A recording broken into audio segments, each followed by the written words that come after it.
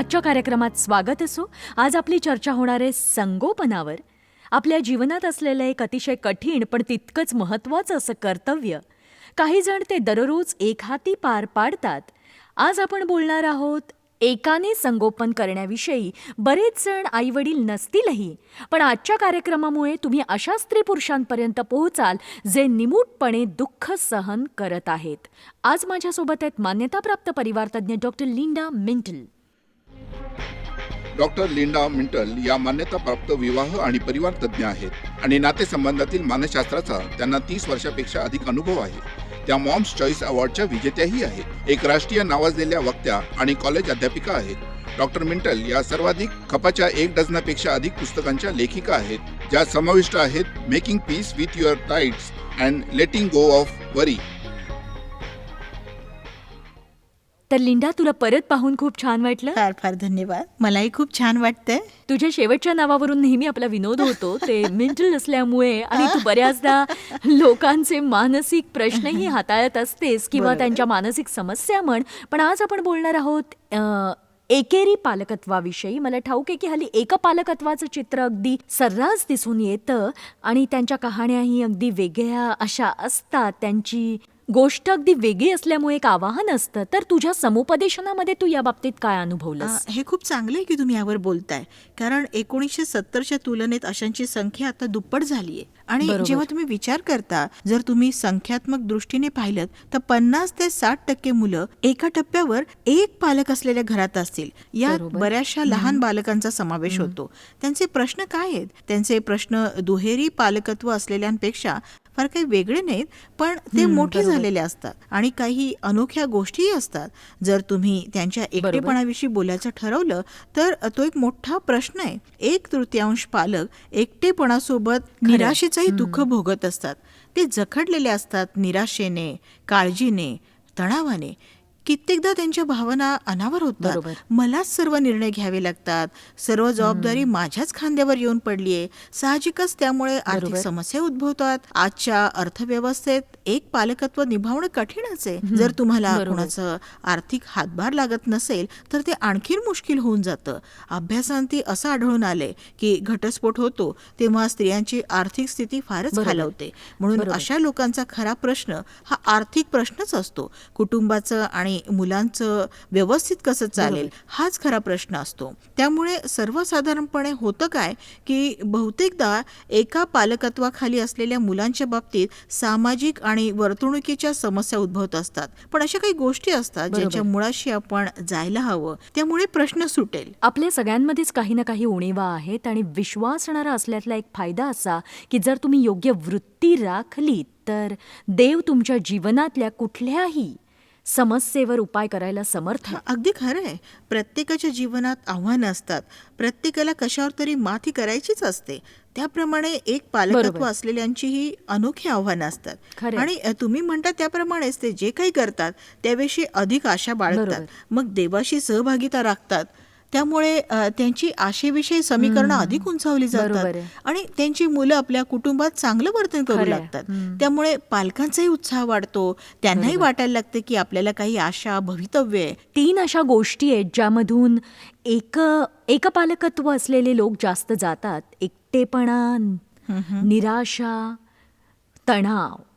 आणि एकटेपणाविषयी म्हणाल तर आपल्याला शिकावं लागतं की एकटं कसं वाटू द्यायचं नाहीये. आणि एकटेपणा आणि एकटे वाटू न देणं या 2 गोष्टींमध्ये जमीन आसमानाचा फरक आहे. बरोबर आपण सर्वच या गोष्टीचा अनुभव घेत असतो. प्रत्येकाला कधीतरी एकटं राहावंच लागतं आपल्या जीवनात. त्यातही अमेरिकेतल्या लोकांसाठी हे दिवस कठीणच आहेत. आपण एका भरकटलेल्या समाजात बरोबर राहतो आहे. आणि आपल्याला नेहमी काहीतरी करावंसं वाटतं. शांत बसून कसं राहायचं हे आपल्याला ठाऊकच नाही. आणि त्यातही बरोबर. प्रभू समोर शांत बसून राहायचं आणि खरंय. त्याचं ऐकून तृप्त व्हायचं. या गोष्टीत आपण खरोखर चांगले नाही. तर एकटं असणं ही वाईट गोष्ट नाहीये. तो चांगला कसा बरोबर. घालवायचा हे शिकलं पाहिजे. एकपालकत्वाच्या कैचीत सापडलेले बरेच लोक आपल्याला आढळून येतात आणि ही निवड काही त्यांनी स्वतःहून केलेली नसते. बरोबर. हा असा काही बदल असतो जो त्यांच्या अनुमतीशिवायच त्यांच्या जीवनात आलेला असतो आणि त्यांना केवळ परिस्थिती परिस्थितीशीच नव्हे तर मानसिक गोष्टींशीही जुळवून घ्यावं लागतं, कारण आपलं कशावरही आणि खास नियंत्रण करून जेव्हा नसतं. तुम्ही अशा नातेसंबंधाचा विचार करता जिथे लोकांचा घटस्फोट झालेला असतो आणि त्या घटस्फोटाचं कारण दोघांपैकी एकाच्या शोषण करण्याच्या वृत्तीत असतं आणि पती पत्नीचं नातं संपुष्टात आल्यानंतरही जेव्हा ते मुलांच्या संपर्कात येतात तेव्हा समस्या उद्भवतात. आणि अशा वेळी पालकत्वाची जबाबदारी एकट्याने पेलणाऱ्या व्यक्तीला खरोखर आधाराची गरज असते, कारण पूर्वीच्या जीवन साथीदाराशी त्यांना सामना करायचा असतो जो चांगला वागलेला नसतो. आणि जर त्यांचं शोषण किंवा कौटुंबिक बरोबर. हिंसाचार किंवा मुलांसाठी धोकादायक असलेल्या गोष्टी पुढे चालूच असतील किंवा कुठल्याही प्रकारच्या गैरव्यवहारात त्यांचा हात असेल तर तुम्हाला बरोबर. त्या व्यक्तीचा सामना करावा लागतो आणि तुम्हाला सातत्याने आपल्या रागावर, आपल्या निराशेवर आणि आपलं संतुलन ढासळू न देण्यावर ताबा ठेवावा लागतो. हे चालूच बरोबर. असतं. मरणाचं मात्र तसं खरंय. नसतं. ती व्यक्ती जिवंत असते आणि त्यांचा त्रास देणं आणि चालूच त्यांचा असतं. तुमच्या मुलांवर जो प्रभाव असतो हो. त्याची आणि तुम्हाला मूल, खरी काळजी हो. असते. म्हणजे त्यांच्या हो. वाईट प्रभावाची मी याविषयी बऱ्याच लोकांशी बोलले. ते म्हणतात, जेव्हा माझं मूल माझ्यासोबत असतं तेव्हा मी चर्चला नेते, चांगल्या गोष्टी शिकवते, पण जेव्हा मूल दुसऱ्या साथीदाराकडे असतं तेव्हा ते सगळ्या गोष्टीवर पाणी फिरवतात आणि हे मुलांचं गोंधळ उडवणारं असतं आणि पालकाला याच गोष्टीची काळजी असते. पण बघा, मी उत्तेजन देण्याच्या हेतूने एवढंच सांगेन की शेवटी चांगल्याचीच वाईटावर सरशी होत असते, यावर माझा ठाम विश्वास आहे. आणि मुलांनाही चांगल्या प्रकारे ओळखता येतं की आपल्या पालकांमध्ये नीतिमूल्य आहेत की नाही ते. एकदा तर मी समुपदेशन करत असताना अशी विचित्र परिस्थिती ओढवली की विचारूच नका. या केसमध्ये आईच दोषी होती. तिची मुलगी वडिलांसोबत राहत होती, पण ही आई जेव्हा जेव्हा मुलीला भेटायला यायची तेव्हा तेव्हा तिला फूस लावत असे. तिने आपल्या मित्रासोबत लैंगिक संबंध ठेवावेत म्हणून ती आपल्या बरोबर. मुलीलाच प्रोत्साहन देत होती आणि या प्रकाराने तिचे वडील पूर्णपणे चक्रावून गेले होते. ते या विषयावर तिच्याशी बोलायचा प्रयत्न करत होते. त्यांचा बायबलवर विश्वास होता. त्यांचं म्हणणं अगदी होतं की खरं. तुम्ही विवाहापूर्वी लैंगिक संबंध ठेवता कामा नयेत. तुम्ही आपल्या शरीराचा मान ठेवला पाहिजे. या उलट ती आई मात्र सर्रासपणे अनैतिक संबंध ठेवत होती आणि अशा प्रकारच्या गोष्टी करत होती. बरोबर. आणि कदाचित तिच्यावर अपराधीपणाचा भूत स्वार झाल्यामुळे असेल ती हे सर्व करत होती. पण अगदी बरोबर आहे, अगदी बरोबर. आता किशोर वयामध्ये या गोष्टींचा सामना करणं कठीणच असतं, कारण सहजपणे भरकटण्याची वृत्ती या वयात अधिक असते आणि जेव्हा एखादा पालक या गोष्टीला खतपाणी घालतो तेव्हा त्यावर ताबा मिळवणं कठीणच असतं. पण मी सांगत होते, धीर सोडू नका, तिच्याशी बोलत राहा, तुमच्या विश्वासाविषयी सतत बोलत राहा, तिच्या पुढे कित्ता ठेवत राहा. आणि शेवटी आईने केलं ते मुलीने निवडलं नाही. आणि त्या मुलीलाही आपल्या योग्य निवडीचं फळ चाखण्याची संधी मिळाली. हो. म्हणून आपण म्हणायला हवं की परिणामांचा विचार जरूर करा, नाही का? अगदी बरोबर. ती आणि- मुलगी त्या व्यक्तीसोबत राहत होती आणि जेव्हा एका पालकत्वाचा प्रश्न येतो तेव्हा ही बाब फार महत्वाची असते की मूल कोणाच्या सहवासात राहतं. कारण संशोधनावरून हे सिद्ध झाले की सहवासात असलेल्यांचा प्रभाव मोठा असतो. साहजिकच आपणही तसाच विचार करतो, पण ज्या व्यक्तीला इतर व्यक्तीचा सामना करावा लागतो, ज्यांचं वर्तन अगदी बेलगाम असतं, मग ती व्यक्ती आई असो किंवा वडील, तुम्हाला फक्त एवढंच लक्षात ठेवून सतत म्हणावं लागतं की मला ते पाहत आहेत, माझं ऐकत आहेत, ते माझ्या सोबत आहे बरोबर. आणि विशेष म्हणजे देव माझ्याचा आहे. म्हणून हा अधिक सामर्थ्यशाली प्रभाव होणार आहे. आणि त्या वचनावरही विसंबायला हवं, ज्यात म्हटलंय मुलाला योग्य बरोबर. मार्गाने चालण्याचं प्रशिक्षण दे. बरोबर. म्हणजे तो म्हातारपणी त्यापासून ढळणार नाही. याचा अर्थ असा नाही ते कठीण परिस्थितीतून जाणार नाही, पण मी हे पुन्हा ठासून सांगते, शेवटी चांगल्या गोष्टीचीच वाईटावर सरशी होत असते. आणि म्हणून पुन्हा आल्यावर आपण अशा परिस्थितीविषयी बोलणार आहोत जिला समस्या समजलंच जात नाही. म्हणून बघत राहा.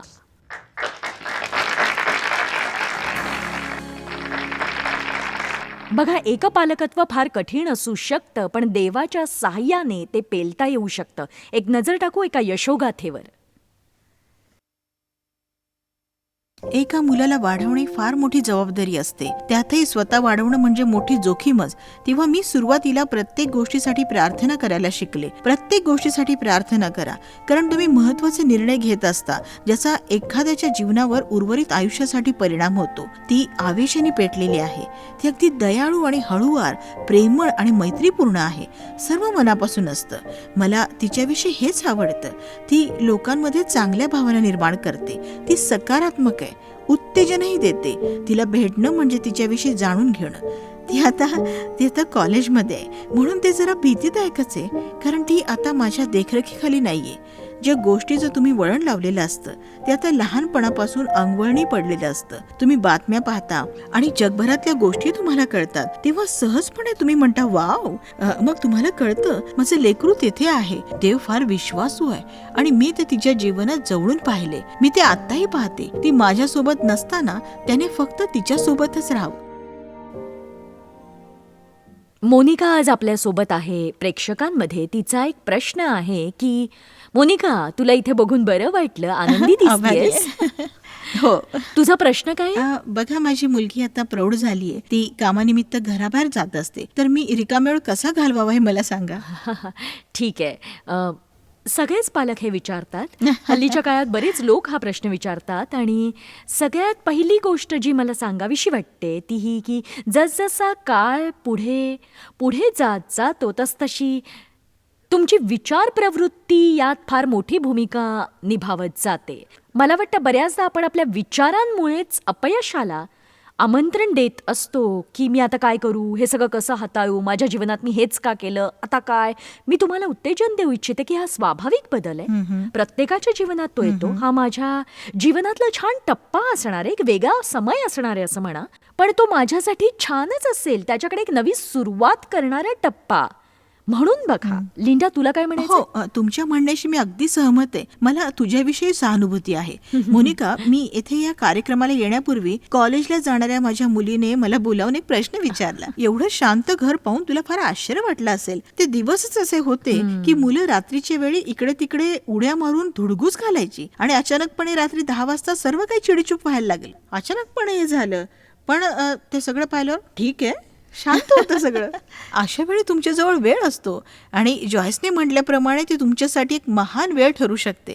तुझं जे नुकसान होतंय, ज्याविषयी तू जॉयसशी मगाशी बोलत होतीस, त्या गोष्टीशी तडजोड करून मी जे गमावले असं म्हणण्यापेक्षा तू असं म्हणायला बरोबर सुरुवात आहे. कर की मला याचा फायदा बरोबर झाला. आहे. आता मी रात्रीच्या वेळी एखादं पुस्तक वाचते आणि मी कादंबऱ्याविषयी माझ्या मैत्रिणींशी गप्पा मारते किंवा मी जॉयसचं एखादं बरोबर. पुस्तक वाचते. तर बरोबर. आता पूर्वी कधीही न केलेल्या गोष्टींसाठी वेळ असतो आणि एक पालक या नात्याने पुष्कळशा स्त्रिया किंवा पुरुष ज्या कारणासाठी व्यस्त असतात ते असतं आई या नात्याने स्वतःची ओळख पटवून देणं, आणि त्या स्वतःसाठी वेळच काढत नाहीत. म्हणून ही वेळ तुम्हाला बरोबर. मिळालेली महान संधी असते. तेव्हा असं म्हणा की बरोबर. ठीक आहे, मी असं म्हणत नाहीये की आई बनणं ही जगातील अद्भुत गोष्ट बरोबर नाहीये. आहे. मी आई आहेच, पण मी त्याही पेक्षा अधिक आहे. बरोबर. तेव्हा आपण या बाबतीत अधिक कार्यशाली व्हायला हवं. म्हणजे जेव्हा घर रिकामं असतं तेव्हा तुम्हाला महान समय अनुभवता येतो.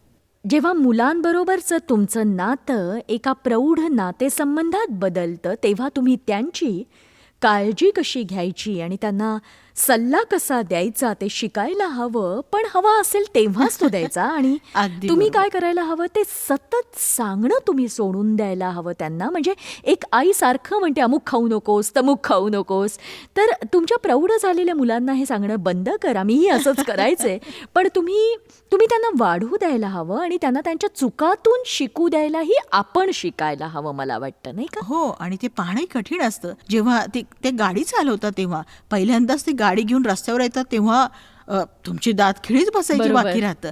तुम्ही म्हणता ते जिवंत माघारी येतील ना. मला वाटतं सर्वत्र असंच असतं. पण ह्याविषयी येथे आपण बोलत आहोत. जाऊ देणं, पूर्णपणे अवलंबून राहण्यापासून स्वावलंबी होण्याकडे त्यांची वाटचाल असते. मानसशास्त्र या नात्याविषयी हेच शिकवतं की मुलं हळूहळू पालकांपासून दुरावत असतात. ते त्यांचं स्वतःचं व्यक्तिमत्व घडवू बरोबर. पाहतात, पण ते जवळीक असतानाच ते करतात. देवाच्या गोष्टीशी साम्य दाखवणारं हे एक महान सत्य आहे. तो म्हणतो की तुम्ही माझ्याशी जोडले गेलेले आहात. तो आमचा पिता आहे, आमचा स्वर्गीय पिता आहे, तरी आपण त्याच्या योजनेप्रमाणे बनावं असं त्याला वाटतं. त्या अनोख्या व्यक्तिमत्वात आपला विकास व्हावा अशा रीतीने तो कार्य करतो. कित्येकदा हा बरोबर. विकास होताना आपण पडतो, पण तसं शिकतोही. तर मी आमच्या सगळ्या दर्शकांना अगदी मनापासून उत्तेजन देऊ इच्छिते की जसं लिंडानी तुम्हाला सांगितलं तसं यात तुमचा फायदा आहे आणि नुकसान नाहीये असं ते घ्या. आणि बऱ्याच मुलांना तुमच्यापासून दूर जाण्यासाठी तुमच्या अपेक्षेपेक्षाही अधिक समय लागत असतो, पण ती तुमच्याकडे परत येतात. बघा, मी माझ्या मोठ्या झालेल्या मुलांसोबत बराच वेळ घालवला आणि जेव्हा माझ्या मोठ्या मुलीचं लग्न झालं, ती घर सोडून गेली, तेव्हा तिने 6 महिने संपर्कच साधला नाही आणि मी तळमळायचे आणि डेवला म्हणायचे तिचं माझ्यावर प्रेमच नाही. पण तिला स्वतःच्या वेगळ्या वेळेची गरज होती. तिच्या व्यक्तिमत्वाचा विकास होणं तितकंच गरजेचं होतं आणि तुझी खोली टापटीप ठेव असं तिला कुणी सांगायची गरज नव्हती आणि म्हणून ती आपला मोबाईल घरी सोडूनच सासरी गेली. आणि बघा, आता आम्ही जीवाभावाच्या मैत्रिणी आहोत. बघा, हा फक्त तुमच्यासाठीच परिवर्तनाचा काळ नसतो, तर त्यांच्यासाठीही तो परिवर्तनाचा काळ असतो. आणि बरोबर. तुम्ही सगळं काही नीट हाताळलं तर तुमची मुलं तुम्ही पुन्हा मिळवू शकता. जर तुम्ही त्यांच्यामुळे सुखी असलात आणि त्यांनी तुमच्या इच्छेप्रमाणे जगावं असा तुम्ही अट्टहास केला नाही, तर आपण पुन्हा येऊ तेव्हा याच विषयावर बोलू की एकपालकत्वाच्या आव्हानांवर मात करण्याविषयी आणि काही प्रश्नांची उत्तरंही देऊया.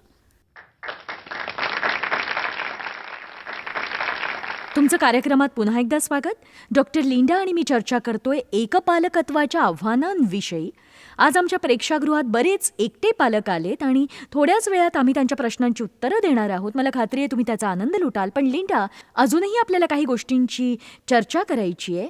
एकट्या पालकांनी एका नियमित जीवनात व्यस्त असायला हवं की त्यांनी पूर्णपणे एकटे पालक म्हणूनच जीवन जगावं? तुला काय वाटतं? जर ते एकलकोंड्यासारखं जीवन जगू लागले बरोबर. तर निश्चितपणे त्यांच्या वाट्याला फक्त निराशाच येईल. नाही, तुम्ही तसं न जगता तुमच्या जीवनात काही भरीव करण्याचा मार्ग व्यक्ती शोधायला म्हणून. हवा.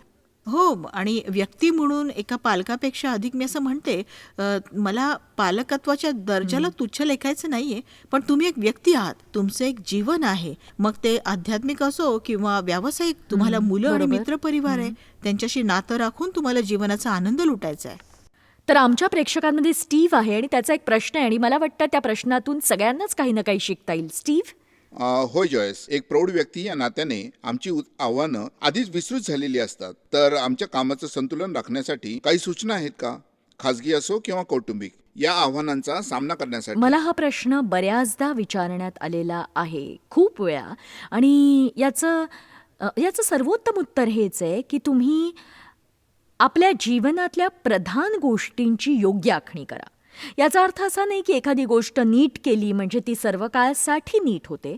मला वाटतं आपण आपल्या मुलांचं ऐकायला शिकलं पाहिजे.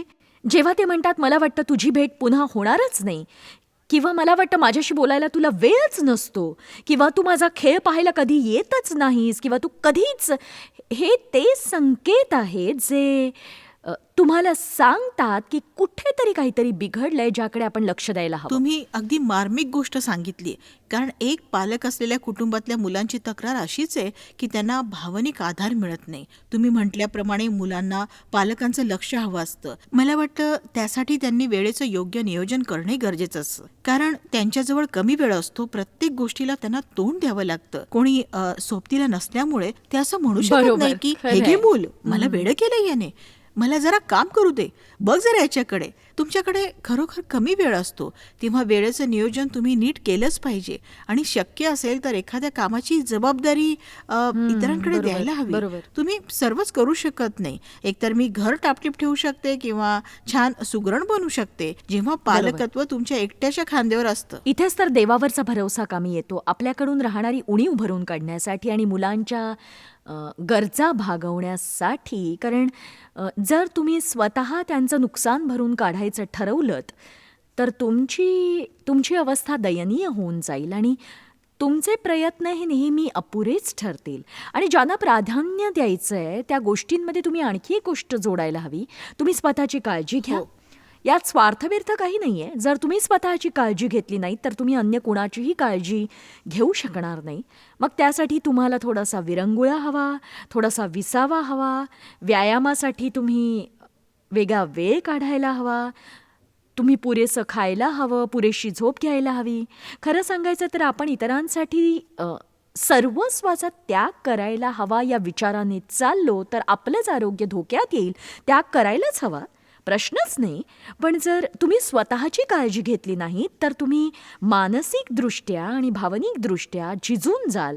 परिणामी तुम्ही आपल्या मुलासाठी जो निर्णय घ्याल तो अगदी वाईट निर्णय असेल. म्हणूनच तुमच्या प्राधान्य देण्याच्या गोष्टींमधून तुम्ही स्वतःला वगळू नका. हो, हे खरंच छान आहे. तुम्ही तुमच्या मुलासमोर आदर्श ठेवता आणि तुम्ही म्हणता त्याप्रमाणे जर तुम्ही स्वतःची काळजी घेतली नाही तर तसाच बरोबर कित्ता आहे. ठेवला जातो. हा बरोबर. त्यांच्यासाठी वारसा असतो. तर प्रेक्षकांमधून आपल्याला प्रश्न विचारणारे ती क्रिस्टिन. जेव्हा मी एकटी आई होते तेव्हा माझ्या आईवडिलांबरोबर राहत होते आणि एक गोष्ट मला जाणवली की माझ्या मुलाला त्यांचा तीव्र ओढा आहे. त्यामुळे मला बऱ्याचदा त्यांचा हेवा वाटत असे. तर मला सांगा, मी यावर कशी मात करू? आधी तर तुझ्या प्रामाणिकपणाबद्दल मी तुझं अभिनंदन करू इच्छिते. बरेच लोक अशा गोष्टी बाहेर उघडपणे बोलू इच्छित नाहीत, पण मला खात्री आहे की लोक त्यांचा अनुभव नेहमी घेत असतात. तर लिंडा, तू डॉक्टर आहेस, तुला काय म्हणायचंय? मला मला हा प्रश्न आवडला. तो तो छान आहे, कारण तो खरा आहे. बरेच लोक याच्याशी सहमत होत नाहीत, पण एकच पालक असलेल्या मुलांपेक्षा 2 कुटुंबात वाढलेल्या मुलांचा फायदा असा आहे की 2 कुटुंबात वाढलेल्या मुलांना विस्तारित कुटुंबाच्या खोल नात्याचा अनुभव मिळतो. त्यात खरं तर अनेक फायदे आहेत ज्यांचा आपण विचारच करत नाही. त्यापैकी एक म्हणजे प्रतिकार करण्याची क्षमता.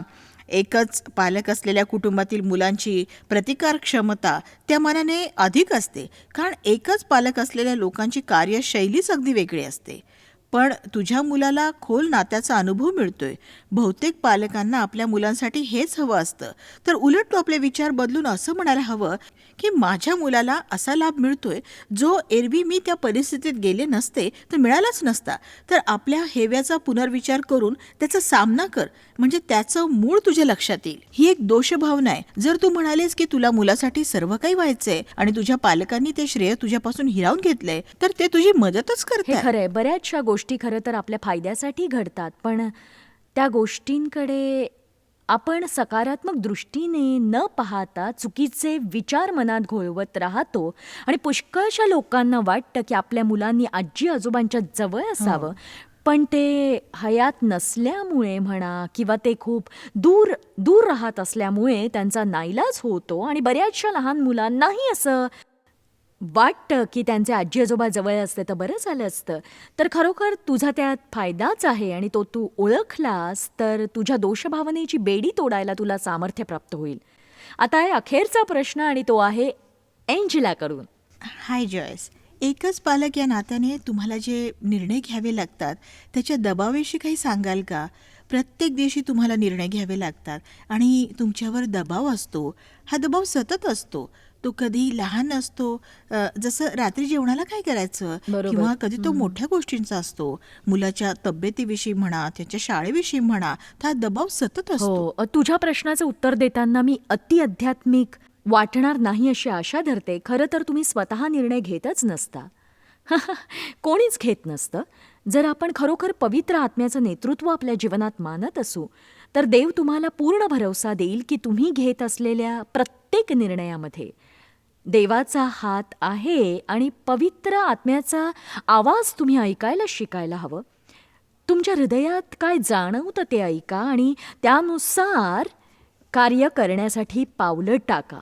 सैतान आपल्याला असा विचार करायला भाग पाडतो की आपण गोष्टी हाताळू शकत नाही. देव शक्ती पलीकडे आपली परीक्षा घेत नाही, तर प्रत्येक परीक्षेबरोबर तो सुटकेचाही उपाय करतो. हे झालं आत्मिक उत्तर. बघूया डॉक्टर लिंडा काय म्हणतायत.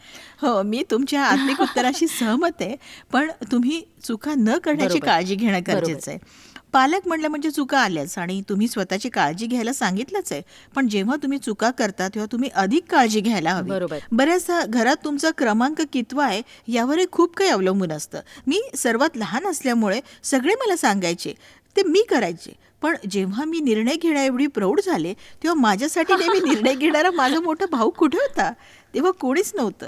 याची दुसरी बाजू अशी आहे की जेव्हा तुमचे निर्णय चुकतात तेव्हा तुम्हाला दोष देणारही कोणी नसतं. त्यामुळे तुम्हाला मोकळ्या मनाने निर्णय घेता येतात. माझ्यासारखेच, म्हणजे तुमच्या क्रमामुळे म्हणा किंवा निर्णय घेण्याची सवय नसल्यामुळे म्हणा किंवा कधी निर्णय घ्यावा न लागल्यामुळे म्हणा, जेव्हा तुम्ही निर्णय घेता तेव्हा ते कठीणच असतं. मला आठवतं एकदा कोणीतरी मला सांगितलं की मला सॉलिसिटरचा फोन घ्यायला अजिबात आवडत नाही. माझी भीतीने गाळण उडायची. मला जवळजवळ भीतीने झटके जायचे. शेवटी एकदा माझ्या मैत्रिणीने माझ्या हातात फोन देऊन म्हटलं, बोल त्यांच्याशी. माझी भंभेरीच उडाली, पण मी ते केलं आणि मला वाटलं, अरे वा, मी करू शकते. आता त्यांचा फोन येतो आणि बरोबर. कसलीही भीती नाही, दोष नाही, सवयीने होतं. पुन्हा पुन्हा केल्याने तुमचं मन तयार होतं. तुमच्या म्हणण्याप्रमाणे जर तुम्ही म्हणत असाल मला सर्व निर्णय का घ्यावे लागतात, तर त्याविषयी असं म्हणा, ठीक आहे, मी उत्तम निर्णय घेऊ शकते, कारण देव तुमच्या सोबत आहे. मला वाटतं दुसऱ्या बाजूला तुम्ही स्वतःसाठी चांगले मित्र मिळवा, चांगली मसलत मिळवा, कारण हे वचनानुसारच आहे.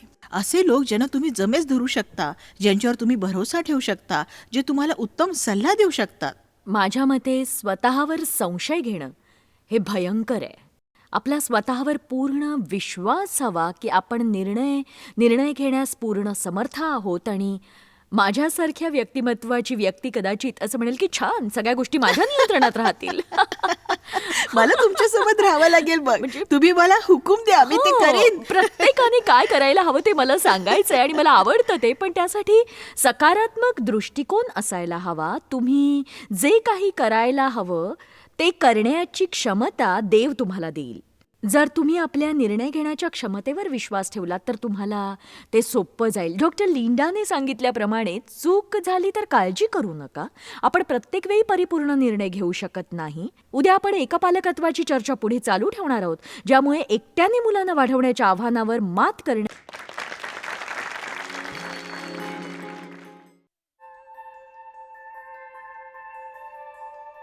आम्ही तुमची प्रशंसा करतो. जगभरामध्ये हे सेवा कार्य शक्य करण्यासाठी आम्ही आमचे मित्र आणि भागीदार यांचे आभारी आहोत. एकत्रपणे आम्ही भुकेलेला अन्न पुरवितो, गरिबांना वस्त्र पुरवितो आणि राष्ट्रांना सुवार्ता सादर करतो. कृपया आमच्याशी संपर्क साधा किंवा भेट द्या. tmmindia.org वर आजच तुमच्या प्रार्थना विनंत्या सादर करा. आमच्या इतर साधनांची माहिती मिळवा, जॉयच्या सभेचे वेळापत्रक पहा आणि आमच्या बरोबर सहभागी व्हा. आम्ही येशूची प्रीती जगभरात वाटतो. दाखवण्यात आलेला कार्यक्रम जॉयस बार मिनिस्ट्रीचे मित्र व भागीदार यांच्याद्वारे केला आहे.